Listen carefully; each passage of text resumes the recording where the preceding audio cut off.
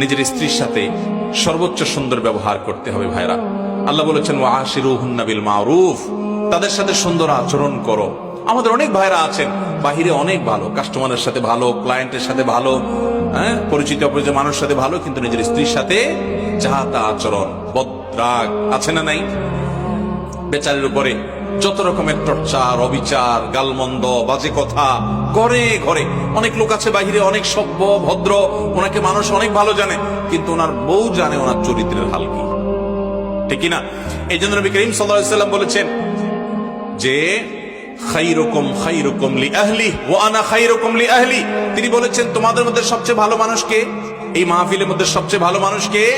যে তার পরিবারের কাছে, কোন কোন হাদিস তিনি স্ত্রীকে নির্দিষ্ট করে বলে দিয়েছেন যে তার স্ত্রীর কাছে ভালো। অর্থাৎ স্ত্রী যদি বলে দিল থেকে যে আমার সাহেব, আমার স্বামী ওনার মতো মানুষ হয় না, উনি আসলে একজন অমায়িক ভালো মানুষ, এই সার্টিফিকেট যদি বউয়ের কাছ থেকে নিতে পারেন তো আল্লাহর কাছেও আপনি ভালো।